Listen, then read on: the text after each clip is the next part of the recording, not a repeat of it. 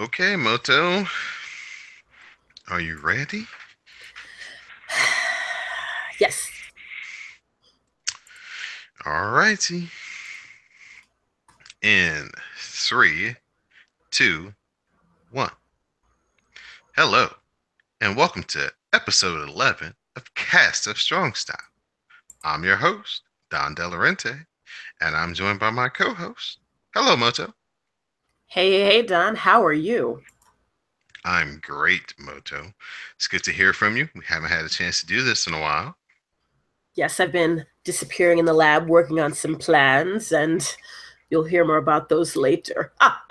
Ah. Count Dracula or Evil Genius? Which one are Evil you? genius, sir. You know that.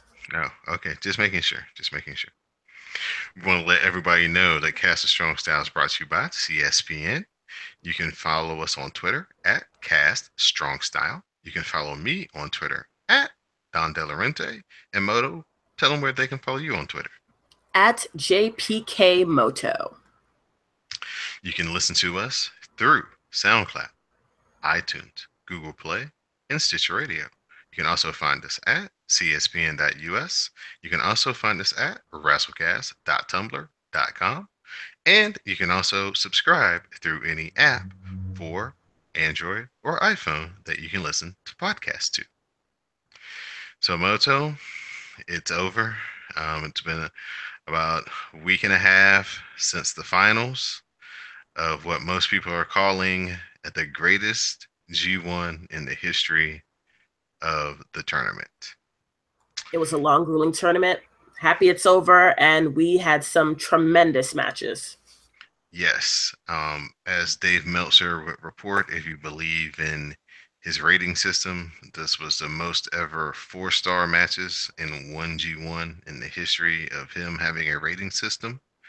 Um, just so many stories and storylines, and so many guys that elevated themselves and actually used this as a stepping stone to pole vault themselves to have a strong end of the year and position themselves for maybe some major things heading into the Tokyo Dome show next year, June 4th, 2018.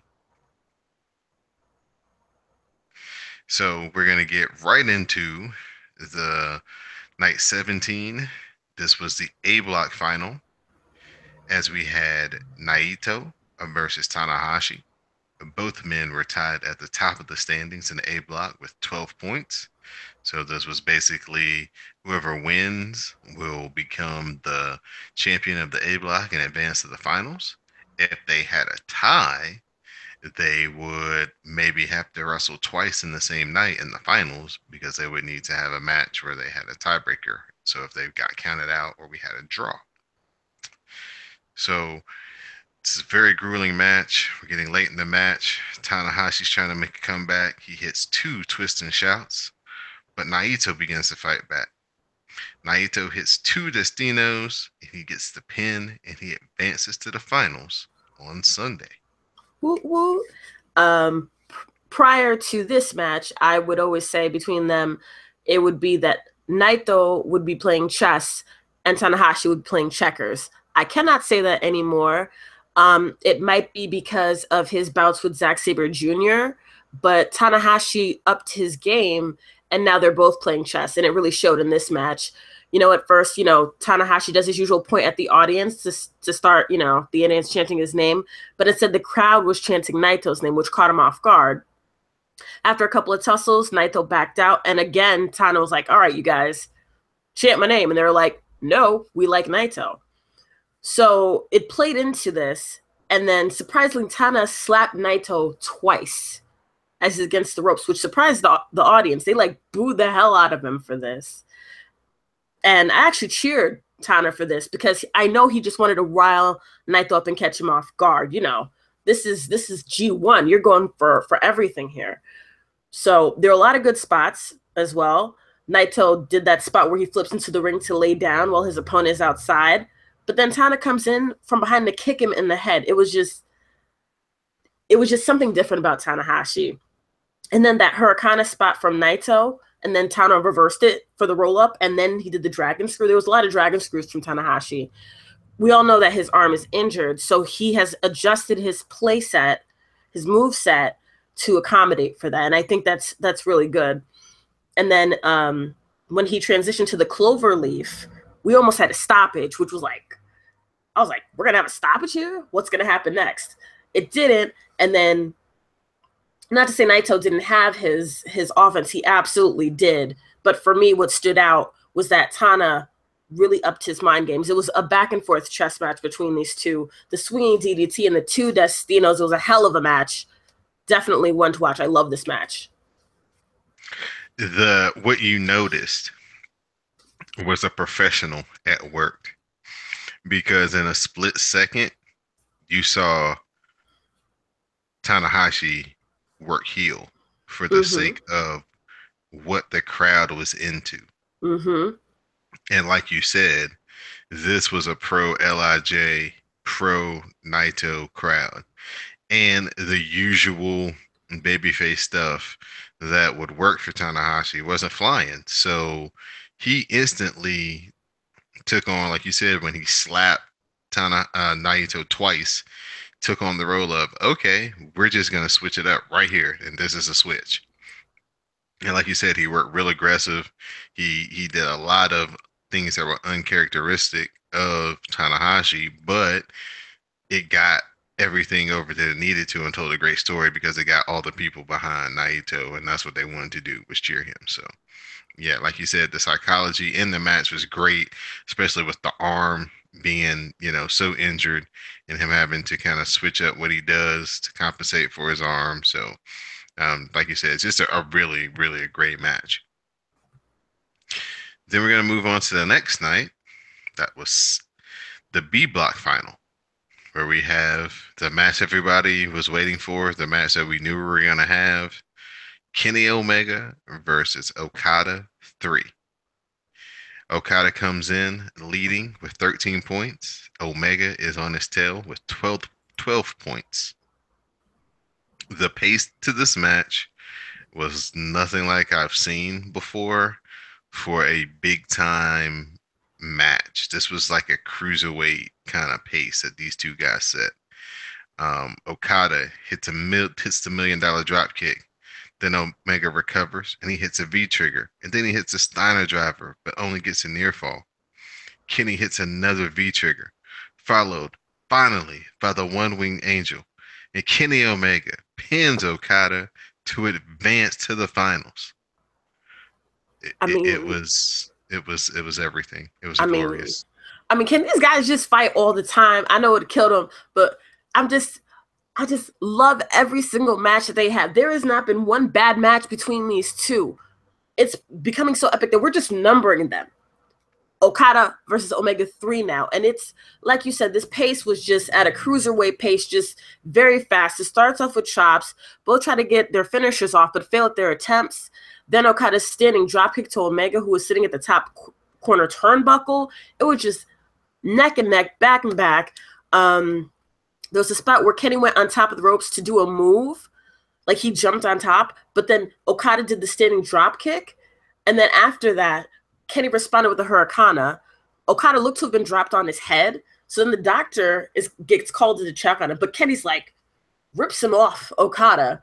And then he does the dragon suplex to Okada on the apron. It was just like bam, bam, bam. And then it just seemed that Ghetto, he added to it, of course, with his hands on his head. And then he knew that Okada was in trouble, especially after he took all those high knees and then the Rainmexes. I just watch this match, people. I just can't. What are you doing with your lives? You're not watching this match. It's a great, great match. They're both on top of their games. I love these two of the best in the world, bar none, hands down. Don't at me. You know I'm right. Yeah, you can find this match under the What We're Watching hashtag if you follow the Twitter of myself, the WrestleCast, or Cast Strong Style. Kenny Omega had such a desperation to Mm-hmm. win this match because he knew he couldn't get a draw. He knew he couldn't, get he had to win. So he either had to pin him, submit him, or somehow count him out. So that just added to just the way that he was wrestling as he was going for the one winged angel, like, 3 or 4 moves into the match. I mean, he was really on the Rager's edge with the style that he was wrestling, and I think that's what kind of kept the pace so high. It's just that he was just so desperate because he knew he had it. He was basically racing against the time. I think this match went like 26 minutes, and they had a 30-minute time limit. So he was, just doing all he could to try to get the pin on him, and it definitely made for a much different match than the first two, where the first two were kind of epic, long, where they kind of the pace was set up for them to go long. This pace was set up for just anything goes, and it was fantastic. The last like 6 or 7 minutes of this match is Amazing. Amazing. fantastic for Omega to dig so deep and be able to pull this match out. It says a lot to his conditioning, but for Okada to be able to do that $1 million drop kick so late in the match and all the abuse he taken getting dropped on his head and his neck because the story is that Okada's neck is bad because he's Hmm. been in so many grueling matches. His neck was all taped up, and of course, Kenny was working the neck, and just like you said, just a great story, a great match. They've definitely basically put out a trilogy that rivals Ric Flair and Ricky Steamboat, and I this is agree. just a modern version of that. So find these 3 matches, watch them in a row, and you will not be disappointed. What a time to be alive. So that brings us to the final night, the G1 Climax. Um, we had some fun undercard matches, but we're going to mostly talk about the major title matches that happened and the finals. So our first major title match, we had Taguchi and King Ricochet versus the Young Bucks for the IWGP Junior Tag Team titles. After working over the leg of Ricochet, the Young Bucks go for the Indie Taker, but Taguchi breaks it up. The Bucks go for a sharpshooter, but Taguchi hits the Dodon, and then Ricochet hits the Shooting Star Press to get the win, and Taguchi and Ricochet become the new IWGP Junior Tag Team Champions. Oof. I did not expect this result. It was very surprising to me. As for the match itself, I loved it. It is a really one of the best tag matches of the year, in my opinion. Um, the story here was basically the Bucks attacking the knee, really like, and Ricochet sold that so well. Like people thought it was really injured. And they also the Young Bucks I noticed tried the same tactics that they tried with Roppongi Vice, but of course that did not work. Taguchi, again, I always say this, he has his two modes, comedic, which of course he had. There are certain parts of that here, but he definitely turned up the seriousness. And of course, it's the Young Bucks. I loved it. Um, and we'll see what happens with this. I'm just very surprised by this result. For all the people who say that the Young Bucks are just hotspot artists and Mm-mm, they work too fast and they're mm-mm, killing wrestling, mm-mm. I would actually show them this match and show them working the body part and cutting off the ring and doing the tandem moves. This was one of their best tag team matches, and I really love watching the Young Bucks in New Japan because they have very entertaining matches. I don't care if it's against Red Dragon. I don't care if it's a three-way, a four-way, or against big guys, small guys, whether they're the heavyweight champions or the junior tag team champions. They're amazing when it comes to having matches. And I would love for somebody one day to either have them go against the Usos or go against the New Day. That would be fantastic. Well, the Elite versus the New Day is the ultimate faction match. I would say so, but you know how I feel. I don't want them to go to WWE for plenty of reasons, Yeah, including a very messy roster, tag team writing, what have you. I mean, I just go on. I would prefer. it would be just somebody who had a good idea, like if they could get like a 2K thing to just sponsor it at like a video game launch where it really wasn't affiliated with anybody per se on either side. It was just kind of like a third party. That would be the way to do it. I agree. And then you have a good match, and both parties have, everyone Right. has a good time. Everyone gets something from it. Right. Because you don't want it to be like, oh, this is going to be a WWE thing. Well, the WWE guys are going to go over. Nah, I don't want to see that. Hmm. I want to see be competitive. But so Ricochet, Taguchi, new junior tag team champions. This should be a lot of fun. Ricochet, what do you think? We're gonna have a little appreciation moment, since that's what you like to call them. Ricochet has finally gone with the ball head, and now he's rocking the beard. What'd you think? I like this look from for Ricochet.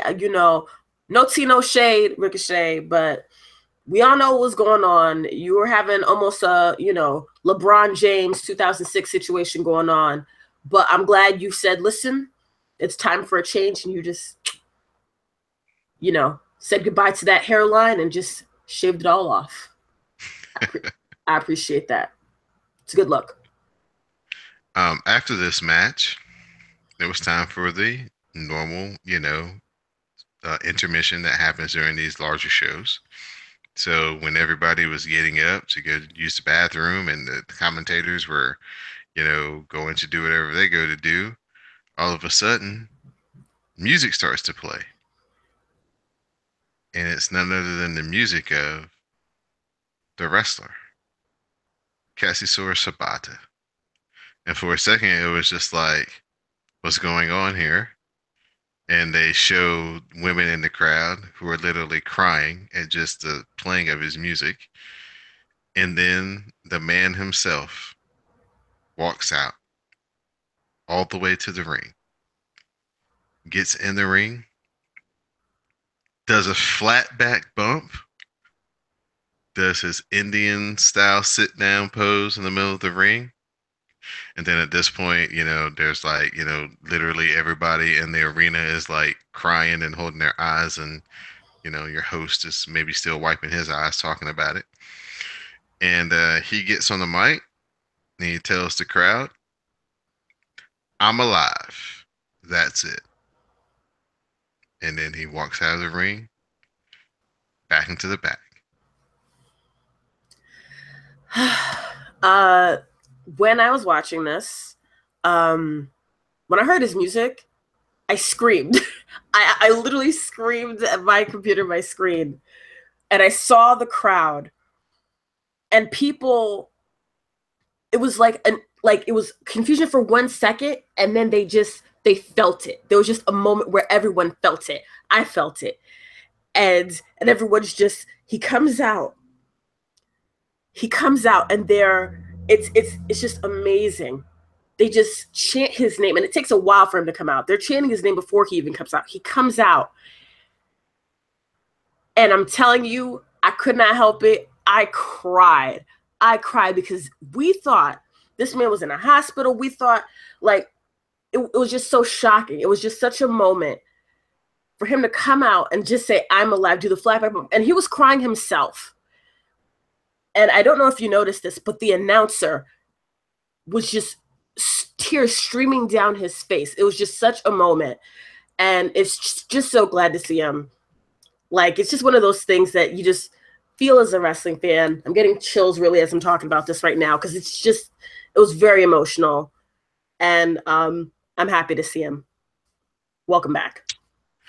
Um, as I was live tweeting this, I put out on Twitter, if you've invested any time in the last really 3 years as a fan to watching New Japan religiously, I don't know how you weren't emotional seeing him come out in that particular moment, especially hearing kind of the reports that, what's been going on with him and the treatments that he's been going through. And nobody expected it, and not only to see him actually come out there and walk out there, but then to get in the ring and take a bump. Yeah, that's the part where I lost it. It was oh, it was Something Yeah, to behold. Something right. to behold. Just watch that moment. It's just worth your time. Yeah, one of the most emotional moments I've ever probably experienced as a wrestling fan. Just, like, oh my gosh, because this was a total surprise. This was definitely not on anybody's radar. And it caught you at a moment where you usually wouldn't be tuned in or focused in on what's kind of going on. So I think that actually added to the moment as well. Because, intermission, it's like, oh, I'm about to fast forward this if you watch it on the tape delay like I do. But just so happened where it was like, oh, I didn't get there fast enough, and then oh, that's my guy. See, it's real special to me because before Okada and before the two people who really got me into New Japan, where it's like I gotta watch more of this for these two guys, were Shibata and Kenny Omega. Mm-hmm. So yeah, so I'm glad that he was able to walk out. I don't know what this means. I don't know if this means he's gonna come back. I don't mean if he just came out to show, tell everybody, hey, I'm getting better. But for the time and the place, it was great. It was great. It was great. Even if he comes as a commentator, I would love to see him. So, Right. Next up, after that emotional moment, we had the IWGP Tag Team Title match between Cody, the American Nightmare, and Hangman Page versus War Machine. Hangman Page tries to do the springboard clothesline, but he gets caught by a rope. War Machine then hits their finishing maneuver, Fall Out, to get the win and retain the titles. Gorillas of Destiny come out, they issue a challenge to War Machine. But when War Machine gets ready to answer the challenge, they get attacked by the Killer Elite Squad of mm, Lance Archer and Davey Boy Smith Jr. Killer Elite Squad beats down both the Gorillas of Destiny and War Machine, and that they declare they are back and everybody dies. wow, Mm, wow. mm, mm. Mm. The Um, the heavy hitters of Suzuki Gun are back. I like seeing them. I miss KES. In terms of the match, I go stunt here. I knew Cody and Hangman Page wasn't gonna get it. Like it was, it was. Don't get me wrong, it was an okay match. You know, Hanson and Rowe. I love seeing them now. Love that moonsault, but it just it didn't really do anything for me. That's just me. It was okay match. Um, I don't know. I do like the threat of what's going to go on in the future with this. I think post match was more important than the match itself. The match, lent itself to it, but I think it was just more fodder for what was going to happen after.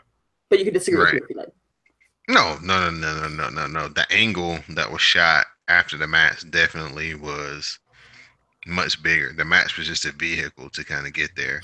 Mm-hmm. Um, yeah, Lance Archer is a one scary ass dude, and yeah, I believe everything he says when he's out there on the microphone. And Davey Boy Smith Jr. has been keeping himself in excellent shape, and yeah, Suzuki Gun might be getting ready to do a whole lot of damage now because they've been kind of just getting by with the cruiserweight version of it, and then Suzuki being the real muscle, but now they got the real muscle back. I wouldn't say that they've been getting by. You do have Zack Saber Jr. But Uh, but I'm saying is everybody's like on the kind of smaller end of the size scale. But now just think about all the interference they've been doing, and then you add Lance Archer and Davis Boy Smith Jr. and you know, the crazy guys back too. So they're at like full strength. oh yeah, oh yeah. They're gonna do some stuff. Yeah, yeah. So chaos, they better watch out. Mm-hmm.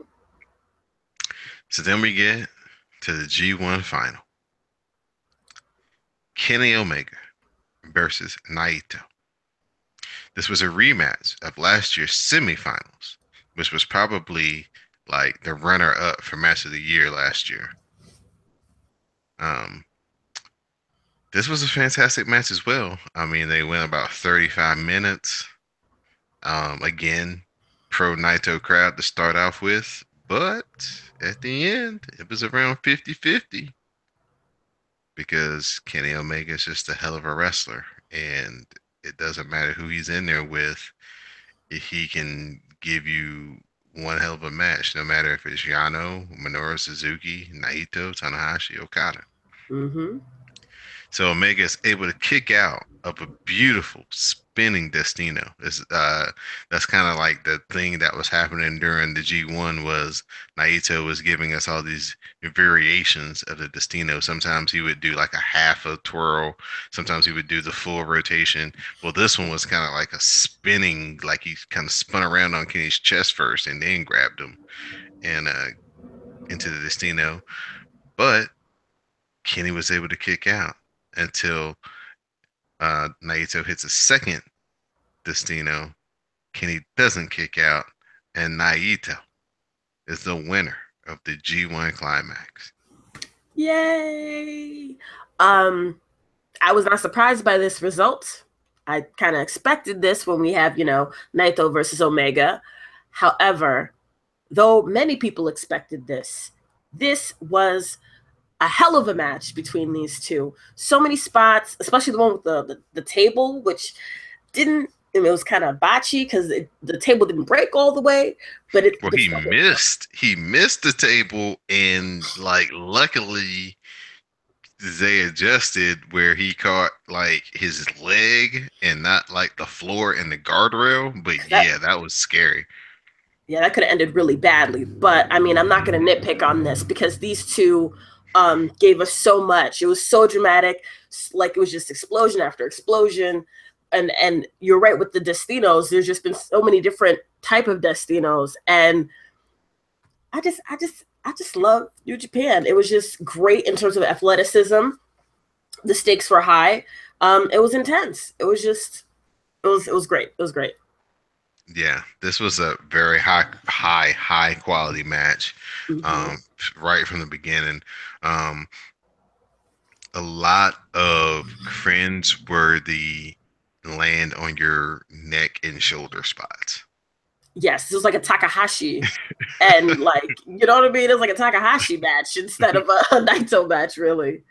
Yeah, so there's a lot of moments where you're gonna be like, "Oh my gosh, how is he even getting up from that?" But again, Kenny Omega, Naito, they're definitely two of the top five wrestlers in the world right now. They're in New Japan. They've got them right now between Okada, Naito, and Kenny Omega.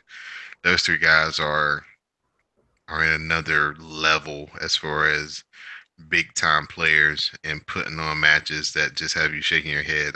I watched the Okada Omega 3 match three times, and I watched Naito and Omega twice just to, the first time kind of do it and take the notes, and the second time just to enjoy it and be like, wow, this is amazing.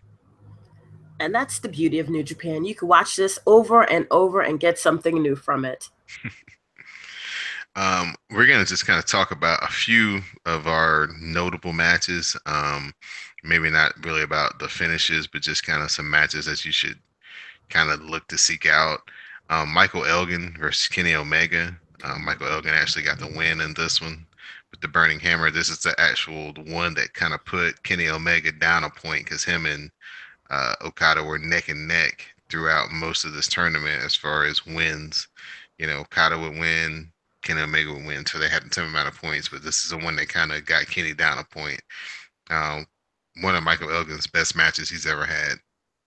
Agreed. And it's one of those matches where, because he was away for a while, he came back. It reestablished him, in my opinion, as the type of power player that he could be in New Japan and just the potential he has to go far in New Japan. So I love that match too. Right. We had an upset between Naito and Ishii, where Ishii got the win with his brain buster over Naito. Naito had basically won all his matches up to this point. Ishii, he's had an awesome year as well. He's had a lot of four-star matches, and this is just right up there with what he's been doing all year. So another great showing from Ishii and Naito. He's just so good. I mean, Ishii's one of the best workers in the world, hands down. And almost one of the probably one of the best sellers too. I mean, how many times has he left the ring and you thought, wow, he's got to be injured, Right. only for him to come out the next night and bite the rope. I have this match on it on because this was a really fun match. It was Minoru Suzuki versus Tama Tonga. And what was really cool was, how Minoru has, Desperado usually, walk with him to the ring carrying the flag for Suzuki Gun. Well, in this particular match, Tama Tonga sneaks up behind Desperado, takes him out, grabs the flag, and he's like walking behind Suzuki. So Suzuki's doing his thing, going to the ring, waiting for the music to kind of get to the certain point where he likes to jump into the ring or everything. He just happens to look behind him and he realizes it's Tama Tonga. And then they just have this brawl throughout the arena. And yeah, this is just so much fun. It's just total chaos. Minoru Suzuki eventually gets the win, but I just liked it just because of the opening, Tama Tonga pulling the sneak attack, and then the big ass brawl they had. It was really fun. For me, one of a must see match for sure is Kenny Omega versus Evil. I Hmm. mean, come on, just talk about power, athleticism, speed, all of it just encapsulated in this one match. And then that last spot where freaking Kenny Omega deadlifted Evil. Oh my gosh. Yeah, apparently that last V trigger gave Evil like a stinger. So he was Mm. like, yeah, a lot of people assumed that he had a concussion or he was maybe out on his feet, but the official word was that he had a stinger. And so that's why it kind of looked a little, you know, rough there when Kenny Omega got him up because he had to literally power him up to get him up into the one winged angel. But it was a great match. Another great match was Kota Ibushi and Tanahashi. Oh yes. And I don't know, hopefully, based off of what we kind of saw at the end of the G1, hopefully Ibushi's going to be staying around. But yeah, he got this big win over Tanahashi with the new knee strike he's using as his finisher these days. But just another great match. Ibushi is so fun to watch. Um, I really hope he signs. Like I just stop wandering. You're like the wandering rodent. Come home. Come home, Ibushi. You know you'll be treated right. Just come home. um, Naito versus Zack Sabre Jr. Yes. Another great match. Again, on Destino variations. But again, the contrast of styles. Zack Sabre Jr. going for his, submissions and things like that. So just another great match. Also, Zack Sabre Jr. versus Tanahashi. Come on. Yes, yes, yes. Zack Sabre Jr. just versus just about anybody in this this tournament was good. We're gonna talk about your boy, your dreadlocked brethren, Mm-hmm. as Jusei Just Robinson did the unthinkable, and he pinned Kenny Omega. bruh, bruh. It shows that this company really believes that he could be truly something, and he is something. I can't even. I'm so proud of Juice. Juicy. Yeah, that was amazing. Kenny was going for the one winged angel, and Juice countered into the victory roll, and he got him. And he just had the most "I can't believe this just happened to me" look on his face. So that was fun. Okada and Evil. Oh man, this was a fantastic match as well. Mm. Evil counters a Rainmaker, and he hits everything as Evil, and he beats Okada. And this was the first time Okada had lost in like over a year. Which goes to show something. Goes to show everything makes sense. It's like a weave, a tapestry. Right. We had Ishii and Tanahashi. That was another just great match. Tanahashi gets the win. High Fly Flow. Um, uh, Kenny Omega and Sonata. Um, Very athletic. Sonata is on the cusp of like almost stepping outside of Lij and contending. I think we talked about this the last time. As I think if there's a defection, it's gonna be him. Hmm. Because I mean, he's getting a lot of good crowd response, and he's one of these wrestlers that can draw you in by how he wrestles and the things that he can do athletically in the ring. So, future is bright for Sonata. So that's another good match you should check out. One of my favorite matches, um, Suzuki versus Okada. This is a rematch of their title match that they had earlier this year. In this match, though, they go to a time limit draw as Okada hits the Rainmaker after he fought out of the Gotch Pile Driver. Okada's going for the pin, but the time runs out.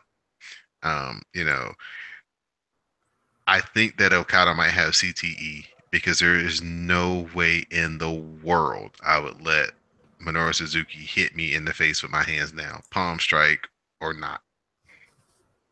Well, I agree with you. I don't want to hit from any of these guys, but yeah, no, no dog, none of that. Mm-mm.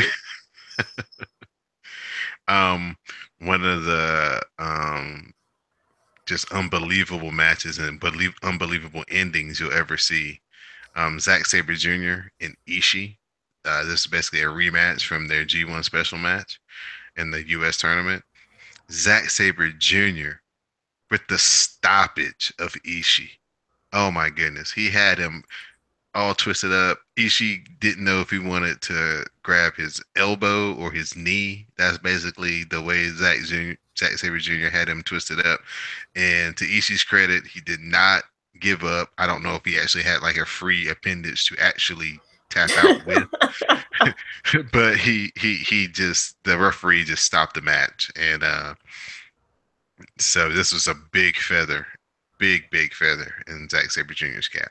it was like it was like cat and mouse. Although I can't say Ishii's a mouse, but like it was like that at times. Zack Sabre Jr. would try to toy with him, but then Ishii would come back with some devastating strikes. But Zack Sabre Jr. and the way he just twists people up, incredible technician. I mean, and we all know Ishii would never give up. So the ref was like, I'm going to try to save your life right now before he breaks your neck or breaks an arm. Just, we're going to stop this. Crazy. Now, I noticed even though you were, doing your thing, you still had some nice comments directed at me about Zack Sabre Jr. Have you gotten on board that train yet? I will say this: Zack Sabre Jr. is an incredible athlete, wrestler, technician, and could be set up to be the next leader of Suzuki Gun. So I guess if you want to say yes, yes, I am. I love seeing him in the ring.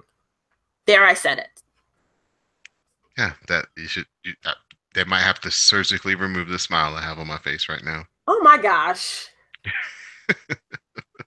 Please. Couple of more matches that stood out. We had Big Mike versus Juice Robinson. Juice Robinson follows it up again. He hits a big left hand and he hits Pulp Friction.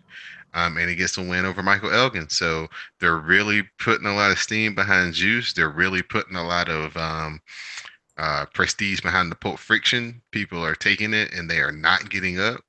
So, Juice Robinson, he's got steam. He's Mm-hmm. basically throwing a big middle finger to everybody in NXT and who was like, CJ Parker, huh? Look at me now. I mean, and some of them never left NXT when he was there. Some of them are still there. So clearly he made the right decision for himself. I'm really proud, however this goes. I do think that Kenny will probably defend this. And if he does lose it, he might get something else. But either way, kudos to Juice Robinson. I mean, Yeah. kudos. And in a Moto appreciation match, we had Tamatanga versus Sonata. Mm. Um, these two guys are just so athletic, and that's basically what they did. They just had just a athletic show off between these two. Um, Tamatanga tries to get a backslide with a near fall, but then he gets the actual gun stun and he gets the win. and beat Sonata in this particular match. But yeah, these two guys just so athletic and just showing off what they can do, leapfrogs and dabs and anything you want to add, Moto? You okay over there? Uh, excuse me, I'm just a little parched right now. Mm. Yeah, great match between these two. Slinking and Slithering.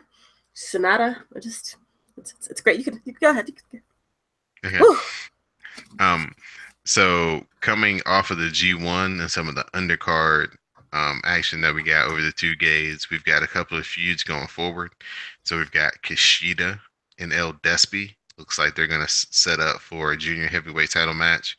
Um, they had a big multi-man tag team match that just dissolved into a brawl between Kushida and El Despy throughout the crowd.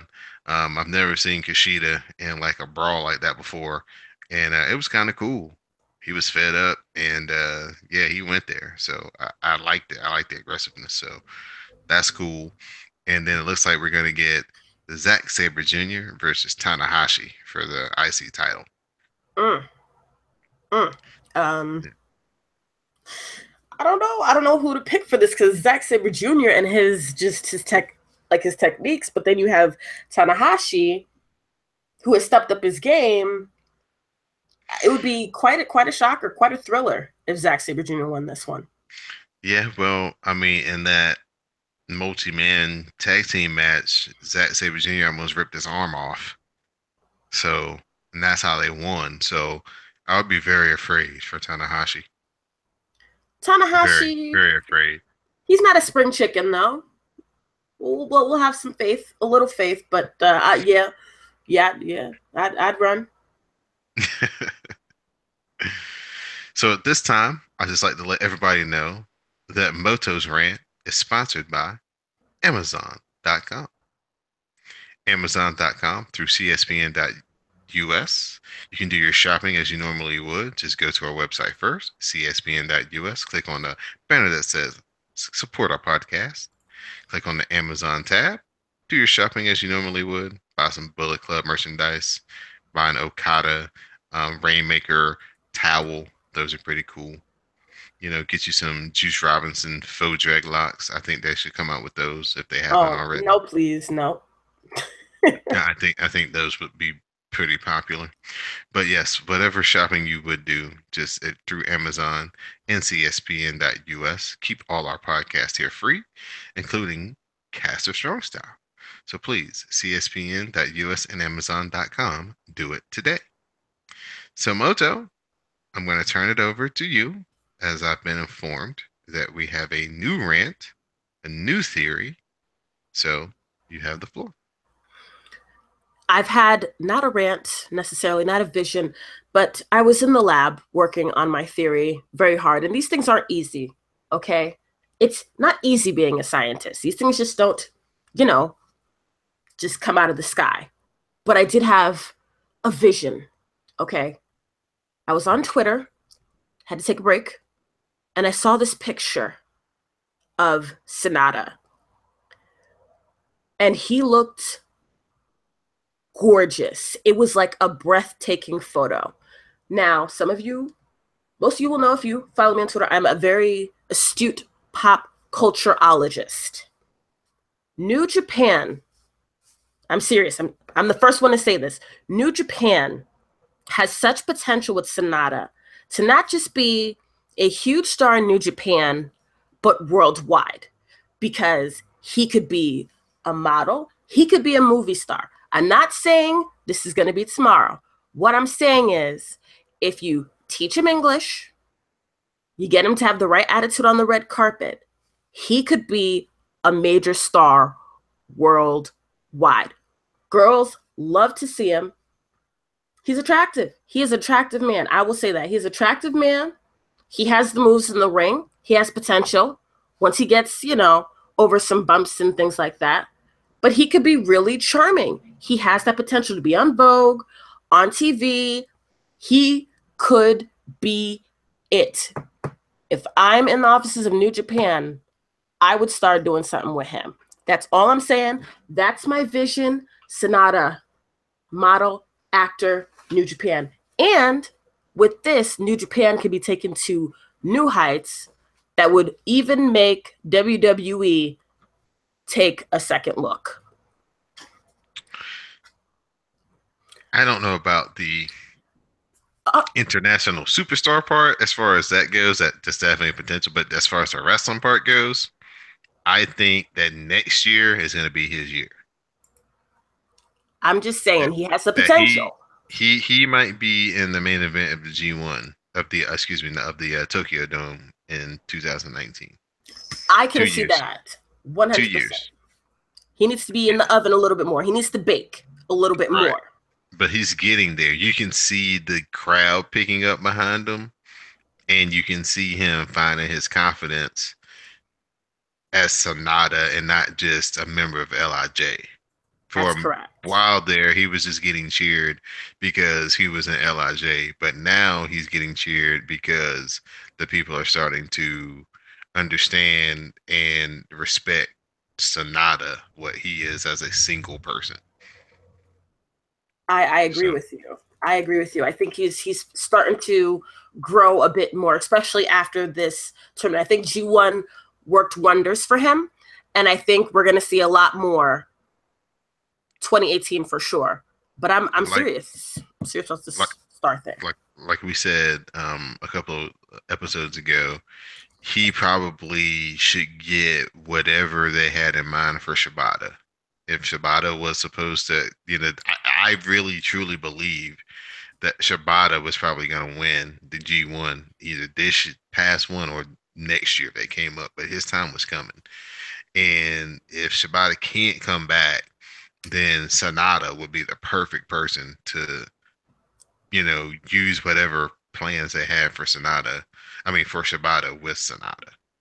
I agree with this. I agree with this wholeheartedly. And that's, again, a testament to New Japan because even if someone that they've invested in, unfortunately something happens to them or they leave or what have you, they have someone else waiting because you have so much talent. And I just Right, love that about the company. right. And we had a vignette during the G1 finals that was kind of mysterious that didn't really lend a lot of clues to who it could be, but so there's somebody else coming in. Yes, I So saw that with the claws, and they were like ripping. Who do you think it could be? I have no idea. I don't really try to speculate. I kind of like to let it happen. So I'll know as soon as we all know. I don't like to speculate. Well, I'll speculate. I think it's Sammy Callahan. Hmm. Well, could be. I didn't know that he was in talks with New Japan, but yeah, you never know. You never know.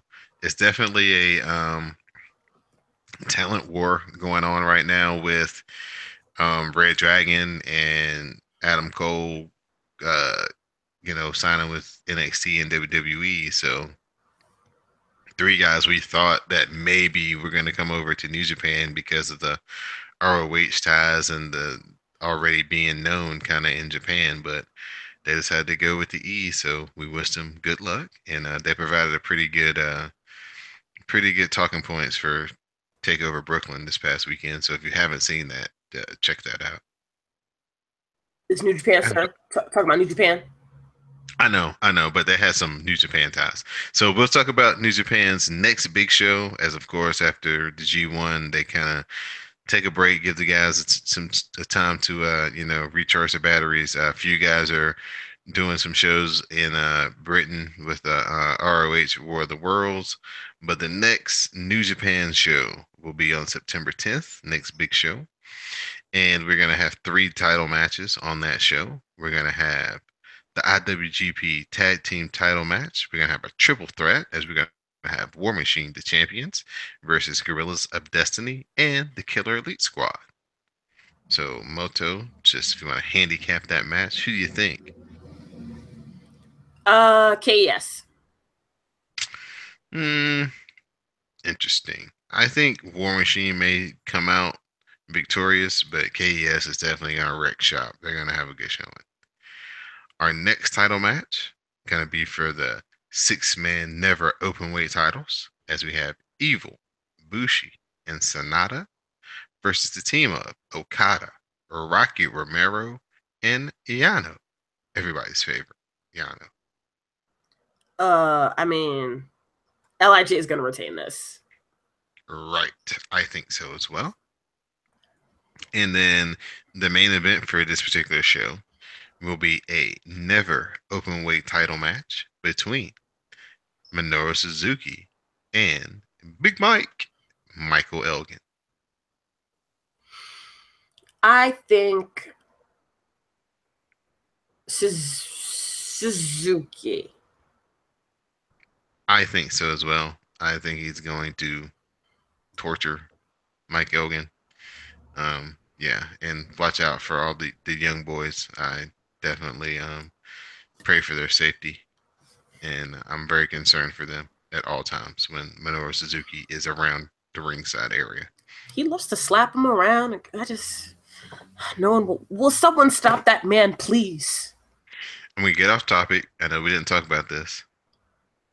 What about my boy Kawato? Have you been watching? Did you watch any of the undercard of any of the last three nights? Some of them, yes, I did. Uh, The first of the last three nights, I did. I think that he's getting to the point where he's even outshining the KOB. Hey. Let's not. It's the KOB. It's The KOB. fans are digging whenever he gets in there. They're like building all the matches up for him to get in there. It's been fun to watch him against, when he gets in there with some guys, some, Jushin Thunder Liger, Tiger Mask, Kota Ibushi's on his team, and he's like the kind of odd guy in there. It's kind of fun watching him in those matches. I love that kid. I do like seeing him. He's that underdog you want to root for, as I said, and yes, he's getting up there. Yes, yes. I mean, KOB has been doing his thing. I know that you enjoyed the time that I guess him and Oka are pretty good buddies, and they're spending some time on the beach. So I know you appreciated those those photos that they had while he was out on the beach With the doing his pecs thing. out. Yeah, Yeah. King of Beef. Let's talk about Petra and her little friend that Oh she no, had we good. in tow with her. Yeah, she was a cutie. Hmm. Okay, all right. There's a lot of thirst going on. No, we could, Uh, you know, yeah, Don and Don Callis. Yes, same boat. mess. Did you listen to the American commentary or the Japanese? Both, depending on the night. I like Don Callis. I like him as an addition. I liked Rocky Romero there too. Big up to Rocky Romero. I liked it all. It was nice. I actually enjoyed English commentary. Usually I just prefer going to Japanese, but I said, let me give it a chance. And I think they're improving. Their chemistry is improving. I just like where they're going with this. I think they're a solid team. They can build this to be a great commentary team for New Japan moving forward. Yeah, yeah. Don Callis is so good, especially with like anything involving like the Bullet Club and Kenny Omega because like he's down with them, so he's got like quote unquote insider information.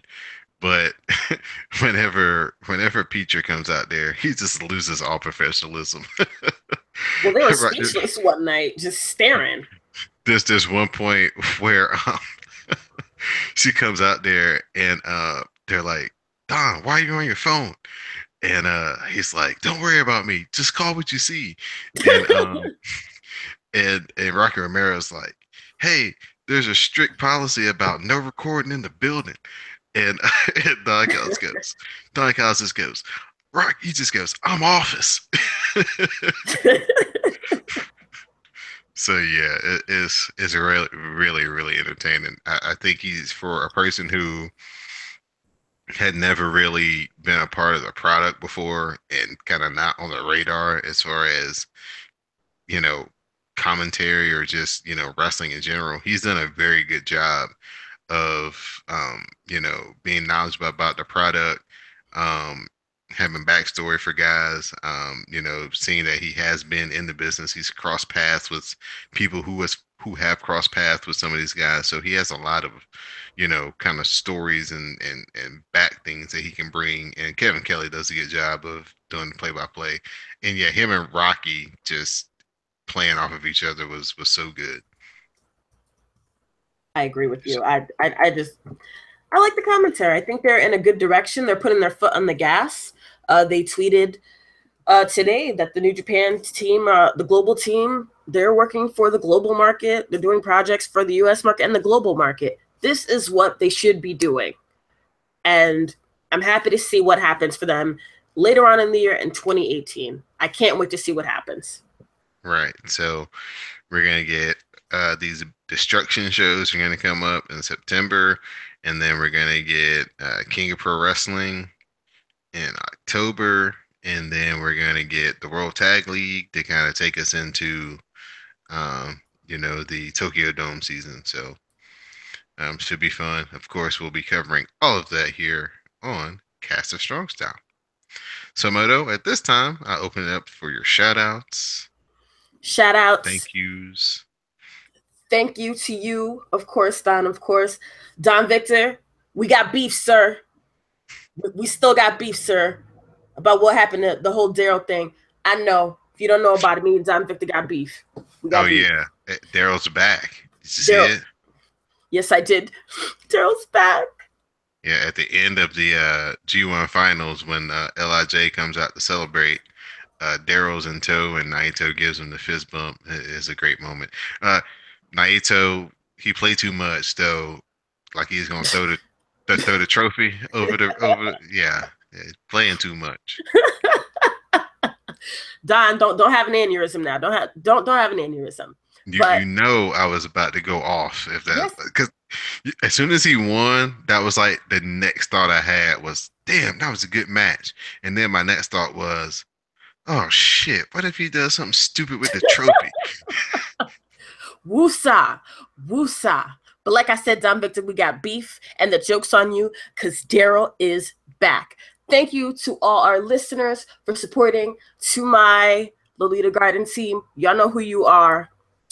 LGB is here, and thank you for all your work. And follow me at JPK Moto. That's all I got. All right. I'd like to thank JPK Moto. I'd like to thank Don Victor. I'd like to thank Anwar Starwin Mm. for, all their, religiously hashtagging Cast of Strong Style while they were watching G1. We love Um, y'all. we do classic material. I'd like to give him a shout out for allowing us to have this wonderful podcast that we get to do The a few genius. weeks at a time. Just all the listeners and everybody who is supporting us and down with New Japan. This has been a great adventure so far, and we can't wait to bring you the stuff leading into the end of the year. So just continue to stay with us. We'll probably have a little bit different format once we do the tag league. We'll maybe be coming at you guys a little bit more frequently than we have, so we can give the nights a little bit more detail and greater depth into some of these tournaments that they have because there's so many great matches. We don't want to cheat the performances and the performers. So, yeah, the next tournament, you guys may be getting a few more episodes than you're used to. So, that's a benefit and a plus for you guys. So, for my co host, Moto, I'm Don Delarente, and this has been episode 11 of Cast of Strong Style.